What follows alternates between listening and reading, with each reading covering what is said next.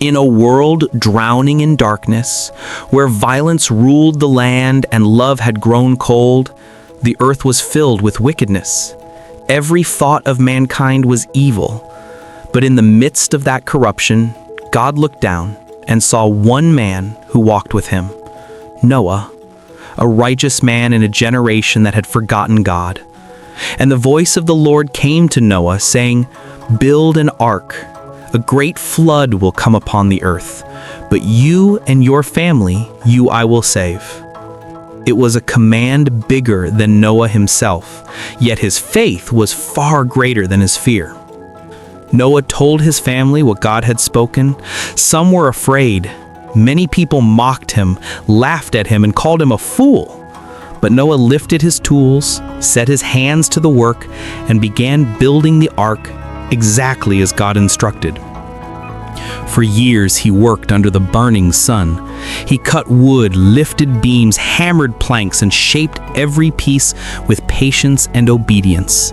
And every day the crowds gathered to laugh at him. Every day Noah continued anyway. Because faith does not wait for approval, it simply obeys. Then something miraculous began to happen. Animals started to gather. 2 by 2 they came from the forests, the mountains, and the plains. Lions, elephants, birds, cattle, and creatures of every kind, all drawn by the invisible hand of God. And the people who mocked Noah suddenly stood in stunned silence. Noah loaded food and supplies into the ark. His family walked up the ramp with trembling hearts as the sky darkened above them. But Noah stood with peace, for he trusted the word of the Lord. And when the time had fully come, God himself closed the door of the ark, a divine seal no man could open and no man could stop. Then the first drop of rain fell, and another and another. The sky cracked open, the fountains of the deep erupted. Water poured from above and surged from below. The floodwaters rose higher and higher. Mountains vanished, cities were swallowed. The world that mocked Noah now trembled in fear. For 40 days and nights, the storm raged without mercy. But inside the ark, God kept his promise. The winds screamed, the waves crashed, and lightning tore across the sky. Yet Noah and his family remained safe in the shelter God commanded them to build. Finally, the rain stopped. Silence covered the earth. But when Noah looked outside, there was nothing, only endless water.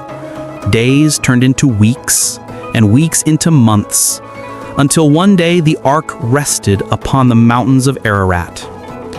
To see if the waters had gone down, Noah released a raven, but it came back. Then he released a dove, and the dove returned with an olive leaf in its beak, the first sign of new life. And when the earth was finally dry, Noah opened the great door of the ark. The animals rushed into the fresh world, green and full of promise. Light filled the sky, and hope returned to the earth. Noah built an altar and worshipped the Lord. And God spoke again. Never again will a flood destroy all life on earth. Then, across the clouds, God painted the first rainbow, a covenant of mercy, a promise of love, a reminder that after every storm comes a new beginning.